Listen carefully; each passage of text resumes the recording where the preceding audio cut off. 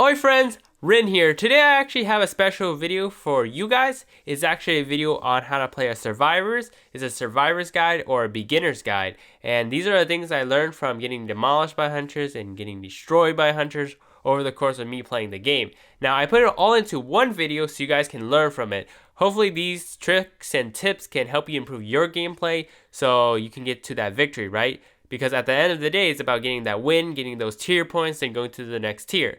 So without further ado, let's get right to it. Okay, right off the bat, let's talk about pallets. They are the most essential things for kiting, right? To use them effectively, it will help you last long as possible. But you need to know that there are two different types of pallets. There are the safe ones and there are the unsafe ones. So the safe ones are the ones that you can actually go directly behind and fully to the side of. So when the hunter goes through or try to hit you, you can drop it and stun them.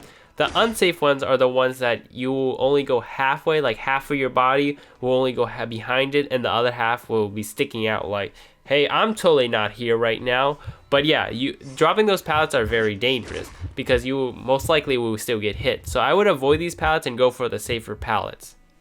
Okay, you went behind that pallet thinking that you are safe from that hunter now because if they go through, you're going to drop that pallet and stun them. Actually, you are not safe in no regard. The hunters for a fact that most hunters know for a fact that you are behind that pallet and all they need to do is wildly swing at that pallet. Do you know why they will wildly swing? Because they know that you're going to panic and drop that pallet thinking that they went through to stun them. And when that interaction happens, when the hunter hit, and you drop that pad at the same time, you are going to get injured from that interaction. Okay, we got to keep in mind which hunter we are going against. For some special cases like Geisha or Blood Queen, they realistically don't need that pad because once you drop that pallet, Geisha can zoom across instantly and still hit you. Blood Queen, she really don't need that pallet. She can just use her image and just go across it. It doesn't matter, you just gotta avoid staying too long.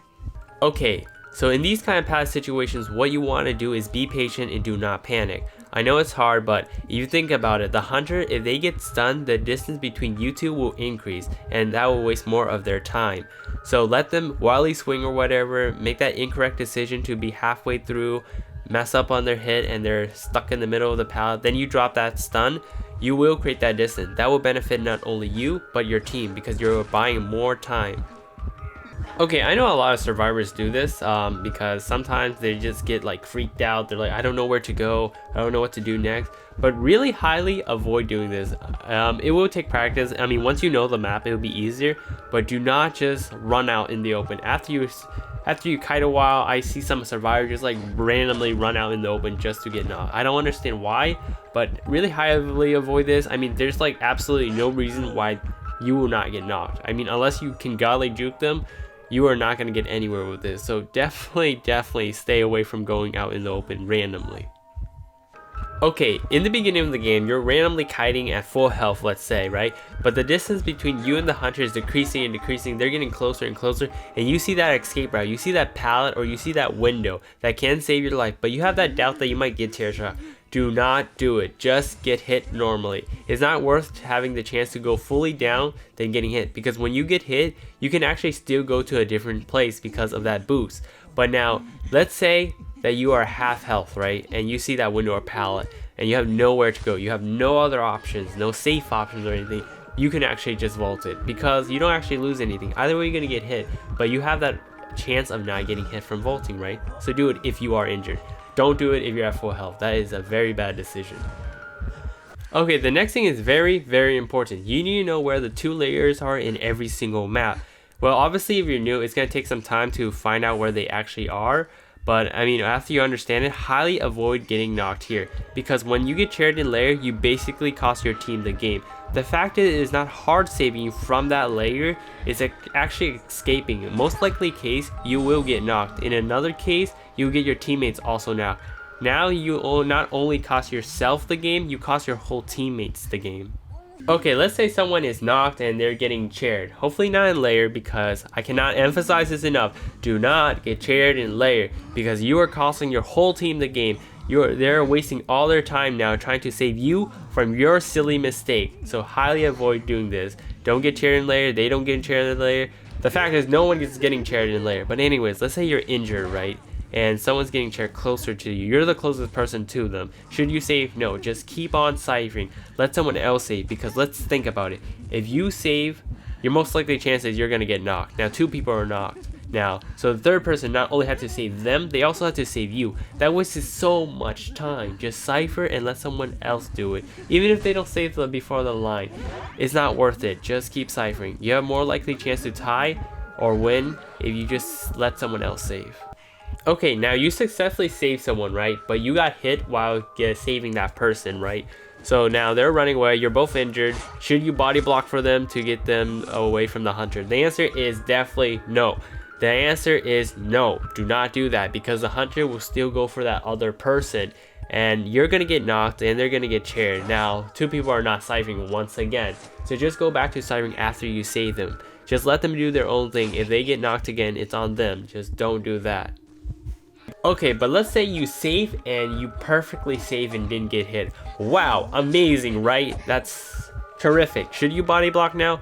Yes, I would recommend body blocking because you're creating that distance and no one else would be knocked. But after you get hit, should you body blocked again? No, do not get knocked now, because they might actually go for you now because you're being annoying. So after you get hit, try run away now. Pretend you're kiting them now. Just run away.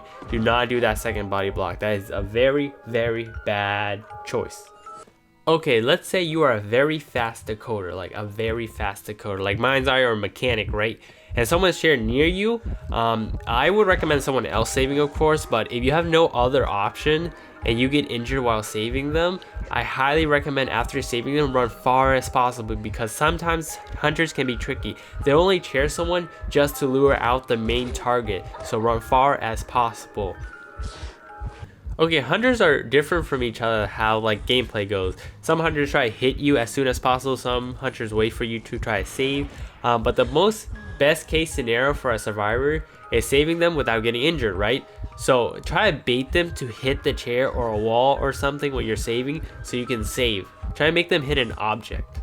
I think it's really important to, let's say someone's chair, I think it's really important to tell who is saving the person, because you gotta tell them, if you're saving, you gotta tell your teammates that you are saving that person, because sometimes there's 2 people that shows up to save 1 person. It's gonna be very awkward and very bad, because now you're in a situation that only 1 person, the 4th person is probably the only one ciphering now, right? So now you don't know what to do. But let's say that does happen. What should you do? What you should do is try to help the survivor if you can. I said if you can. You can't, just don't do it. So just go back to ciphering if you have no utilities to help that person. But for someone like Prospector, let's say, you can use your manic just to pull them back and keep pulling them back and creating that distance for that other person that the other person saved. Okay, let's say you're saving someone. You gotta keep in mind 2 different things. Which hunter you guys are going against, and be close as possible when you are saving that person, because when you save that person, you want to be close as possible, because if you are far from that person and you get hit, you won't make it back to the chair. Because for some hunters like Wu Chang's teleport, or teleport in general, or Geisha's dash, or Dream Witch curse, like all these things, they can make it back to the chair a lot faster than you can.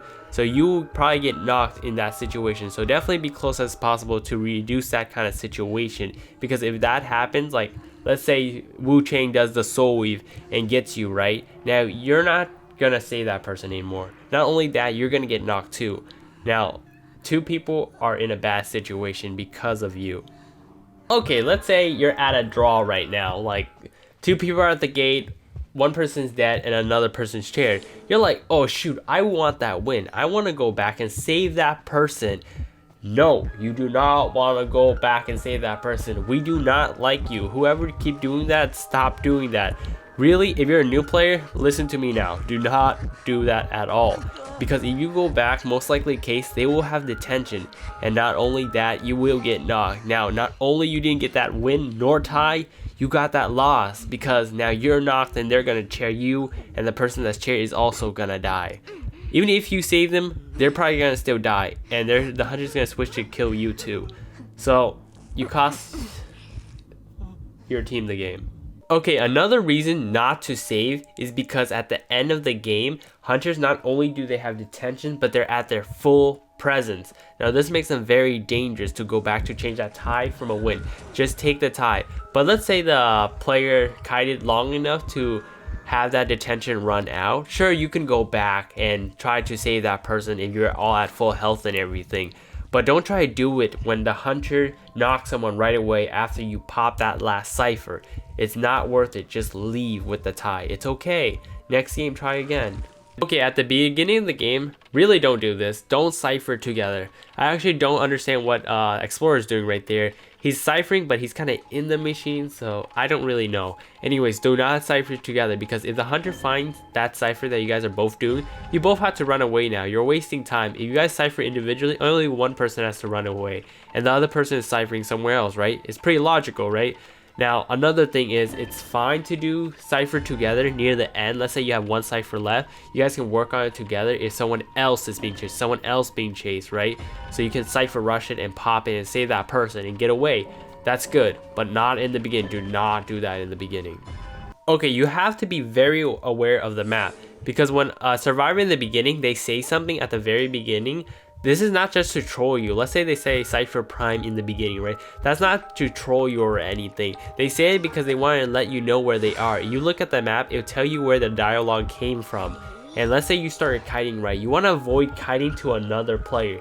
This is very crucial, because if you're kiting and you kite to a mind's eye, you just screw that mind's eye now. So you don't want to do that, and you waste their time from ciphering. So two people are not ciphering now because you kited to that other player. So kite somewhere else. Try to avoid ciphers in general. I mean, you have no other choice, it's fine, but if you do have choices, try to avoid kiting to another player. It'll be very beneficial for your whole team. Okay, let's talk about cipher priming. If you don't know what that means, it's basically when the last cipher is basically done. It's at 99%, and any touch or any cipher will pop that cipher. But you're waiting on that last person to be saved, or you're waiting for them to be knocked, then you will pop that cipher, right? But you got to keep in mind, let's say, what if they stop chasing that person, right? They teleport to the cipher that you're at that's primed. What should you do? Logically, you should just pop that cipher, because the hunter will still have to chase after you now. But it's better, because if you don't do it and you run away from that cipher, that causes a very bad situation for your team. The hunter now knows which cipher is primed and which cipher they will always guard and go back to make sure. Actually, they might actually destroy that cipher and make it go halfway back. Now you have to go to another cipher, wasting more time, which is very hard now. So definitely pop it if they do teleport and come to you. Okay, let's say someone is chained near the gate that is open. You're like, wow, terrific. Maybe I can save this player and get from that tie to a win. The problem here is, if the hunter has detention or you don't have tie turner, well, if you don't know what tie turner is, it's basically the far bottom persona, which is give you time. Even if you're hit, it gives you time before you get knocked again. Think of a mercenary when they get hit, okay? But if you don't have any of those, do not save. Do not be toxic. Just leave and get that tie. But let's say the hunter don't have detention anymore, and you do have tie turner and you still haven't used it. If you haven't used it, you can go back and save that person, because you will make it to that gate before the person gets knocked again. Okay, the last thing I want to talk about is having an escape route plan. This is very important at the very beginning of the game and at the very end of the game, because when you pop out, you want to cipher right away. But it's also good to keep in mind that if the hunter pops up, you know where to go, right? With many practice of having a route to test out, you will know which one works and which one don't work, right? But you don't want to do this when they pop up, right? Because when they pop up, you're going to panic. You'll be like, I don't know where to go. Where should I go, right? And you're probably going to get hit. Now, and you're going to panic more, then you're going to get fully knocked, right? Because every single second matters, because every second they get closer and closer. But with a plan in mind, I'm not saying like a contingency plan like Batman against the hunter or something. I'm just saying have a simple route, test them out, and it will help you kite better and improve your kiting and buy more time for your team. Now, at the end of the game, it's very important to have an escape route plan for that too.